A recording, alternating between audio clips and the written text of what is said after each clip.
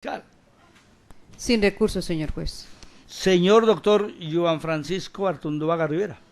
Muchas gracias, señoría. Cuando me dé el permiso, haré la alzada para el recurso de apelación, señoría. Muy bien, ya, inmediatamente concedemos el recurso y puede proceder a sustentar la apelación. Muchas gracias, señoría. Señor juez de segunda instancia, frente a la decisión que ha tomado el juez Acuo, solicito lo siguiente. Primero, que se escuche la transliteración de la intervención que hizo esta defensa en su primera intervención en el mes de febrero, donde fue muy claro al manifestar bajo el radicado de la Corte Suprema de Justicia de Sala de Casación Penal, sentencia AP 4711 del 2017 con radicado número 49734, aprobado por acta número 235 del 24 de julio del 2017,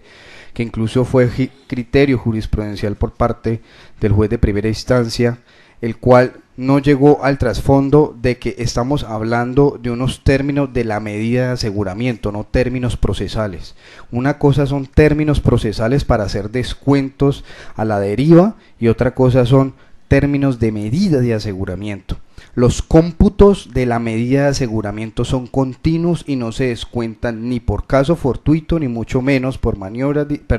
ni mucho menos por vacancia ni decembrinas judiciales. La misma Corte Suprema de Justicia, en esa decisión que acabo de mencionar, que incluso fue hablada por el juez de primera instancia, no llegó a su finalidad, que fue precisamente la no computabilización de términos procesales, porque precisamente la ley 1786, que fue la que vino a modificar prácticamente este tipo de situaciones a través del artículo primero, es precisamente determinar de que esa persona está privada de la libertad durante un término de un año y no se le pueden hacer descuentos, porque no estamos hablando de cómputos procesales para términos de vencimiento de términos. Estábamos hablando de un cambio de medida de aseguramiento con el cual una persona ha estado privada de la libertad por un término límite constitucional consagrado en esos momentos bajo una jurisprudencia actualmente aplicable, donde precisamente primero, cuando se habla de tiempos transcurridos o circunstancias, el único impedimento que tenía que hacerse valer frente a la medida de aseguramiento, incluso la misma norma dentro de la 1786 del 1 de julio del 2016, que fue adicionado del artículo primero de la ley 1760 del 2015, de dos parágrafos del artículo 307 de la ley 906 del 2004. Voy a saltarme el parágrafo primero hasta el punto y ya sigo el parágrafo segundo, que dice: en los casos susceptibles de prórroga, los jueces de control de garantías, para resolver la solicitud de levantamiento o prórroga de la medida de aseguramiento privativa de la libertad, deberá considerar, además de los requisitos contemplados en el artículo 308 del Código de Procedimiento Penal, el tiempo que haya transcurrido por causa de maniobras dilatorias atribuibles a la actividad procesal del interesado o su defensor. Ese era el término de cómputo que tenía que realizar el juez de primera instancia, no otro adicional. Y precisamente traje esa sentencia, que fue mi finca, que fue prácticamente mi interpretación jurídica con el cual me basé para solicitar el cambio de medida de aseguramiento a favor del señor Paul. Y es que en estos momentos nos vemos encolmados prácticamente en una vulneración de un derecho constitucional que está encaminado a proteger en estos momentos a una persona. Esta misma sentencia y esta misma ley 1786 del 1 de julio del 2016 es clara de que no estamos hablando de términos de cómputos para términos procesales, sino de medidas de aseguramiento, y el único cómputo que tenía que hacer era el que está manifestado en el mandato legal, y era la maniobra dilatoria de la defensa, que incluso el mismo juez de primera instancia, dentro de su punto 4 de su decisión, manifestó que no se constituye maniobras dilatorias por parte de la defensa y no se iba a computarizar ni se iba a contabilizar ese término para descontarlo en contra de la defensa o en contra del señor Paul. Era muy claro que si la fiscalía tenía que haber hecho para estos delitos una solicitud de prórroga y no la hace, ya el tiempo estaba cumplido, porque una persona que está privada de la libertad no puede. Incluso la misma Corte Suprema de Justicia en Sala de Casación Penal, que ha sido la sentencia que he repetido durante mi intervención desde el inicio y ahora en esta apelación que solicito que sea leída por parte del juez de segunda instancia, ha definido que no se le puede atribuir estas causas ajenas a las personas que están privadas de la libertad, porque ellos no tienen la culpa de que existan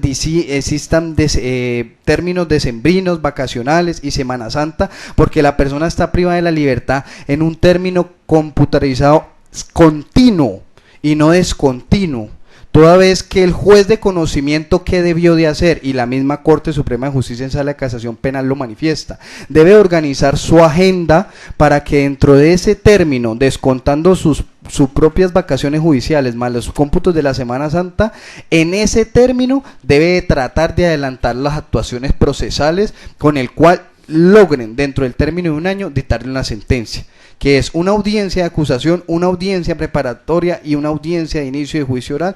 practicar pruebas y dar sentido de fallo. En ese sentido es que se finca prácticamente la decisión de la Corte Suprema de Justicia en Sala de Casación Penal, donde las medidas de aseguramiento deben de ser diferente trato a las de libertades por vencimiento de términos, que son términos procesales, que por eso ese término procesal se contabiliza en un término específico, una de 150 días y una de 120 días, duplicadas en cuanto a unas excepciones. Pero cuando estamos hablando de término de medida de aseguramiento, esta es continua y no puede ser de un año, y es un año continuo, el cual no se le puede computarizar unos vencimientos de términos y empezar a descontar por arbitrio propio algo que el mandato legal ni siquiera lo tiene constituido en la propia ley 1786 del 1 de julio del 2017, en el artículo primero, parágrafo primero, que fue adicionado al artículo 307 de la ley 906. Con ello, su señoría, juez de segunda instancia, solicito que revoque la decisión del juez de primera instancia, toda vez que el término da para que se le configure un cambio de medida de aseguramiento a favor del señor Paul y que con ella se le dé aplicamiento al artículo 307 perdón, al artículo, a la aplicación de la ley 1786 del 1 de julio del 2016, que fue adicionada en su artículo primero del artículo 307 de la ley 906 del 2004, y con ella se le dé aplicabilidad de manera inmediata a esas no privativas de la libertad del literal B, numeral 3, 4 y 5 de dicha norma, para que de manera inmediata esta persona empiece a disfrutar, más que disfrutar, porque no es un beneficio sino un derecho, como lo dijo incluso el juez de primera instancia, es empezar a enfrentar su juicio de manera de una de las no privativas de la libertad. Esta defensa deja un poco desconcertado, toda vez que precisamente la sentencia ha sido muy claro frente al cómputo de los mismos, y le solicito a este juez de segunda instancia que por favor dé aplicabilidad a lo de la Corte Suprema de Justicia en Sala de Casación Penal, repito, AP 4711 del 2017, radicado número 49734 del 24 de julio del 2017, magistrado ponente en sala plena, porque fue en sala plena, Eugenio Fernández Calier y otras personas más, son varias, con el cual esta fue la sentencia, la jurisprudencia que en ese momento está más actual para determinar esa decisión. Ya, le ha dado vueltas, pues, y más vueltas y más vueltas, y el argumento está, para efecto de la apelación, está suficientemente claro. No le dé más vueltas, señor defensor, ya lo ha dejado claro. Yo creo que el señor defensor del señor juez de segunda instancia le queda muy claro lo que usted dice, para que usted vuelva a darle a repetir y a repetir, con el respeto que usted me debe. No impugnante, señora fiscal. Sí, señoría, voy a ser muy breve. En primer término, tenemos claro, señor juez, que el derecho a la libertad es un derecho fundamental, está consagrado en nuestra norma superior. Pero aquí estamos el problema jurídico es ponderar dos derechos que se están encontrando. Es el derecho a la libertad de un ciudadano y el derecho de unas menores víctimas. Y en ese orden de ideas, desde ya solicito al señor juez de segunda instancia se confirme la decisión adoptada por el juez 20 penal municipal de garantías. Tenemos claro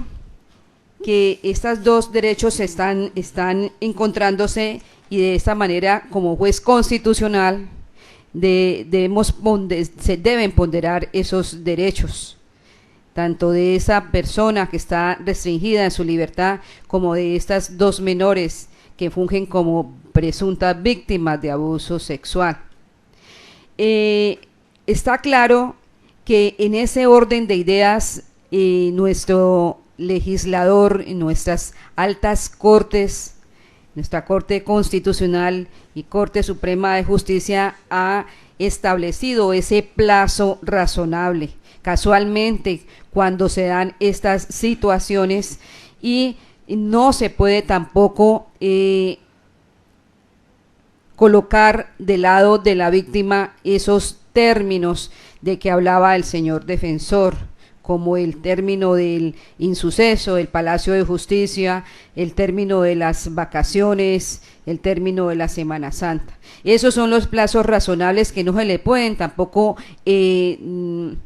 cargar, por decir algo, a los menores víctimas. El señor juez de primera instancia ha sido juicioso en hacer una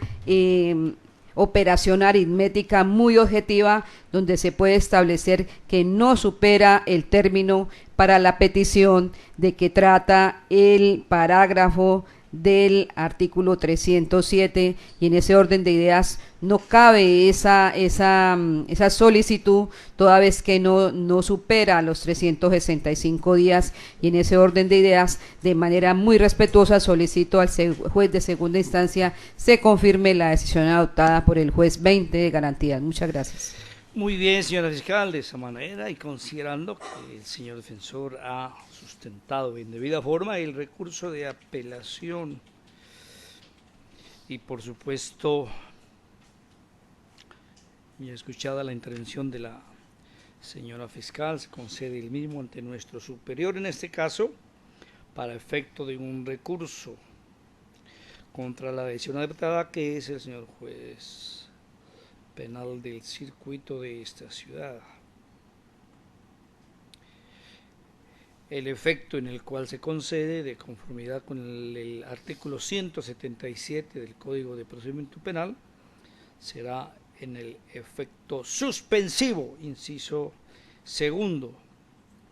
el cual establece que no se suspende el cumplimiento de la decisión apelada ni el recurso de la acusación. Sí, en el efecto devolutivo. Yo dije suspensivo. Corrijo, dije devolutivo. Corrijo. Es el efecto, inciso segundo del artículo 177, que es el efecto devolutivo. Pero está bien, no se suspende el cumplimiento de la decisión apelada ni el curso de la actuación. De manera inmediata, entonces, enviaremos tanto el registro como los elementos de conocimiento para que, con base en ellos, el señor juez de segunda instancia tome la decisión que considere en derecho. De esta manera damos por terminada la decisión hoy, 11 de marzo de 2019, siendo las 10:03 de la mañana. Mil gracias, pueden retirarse.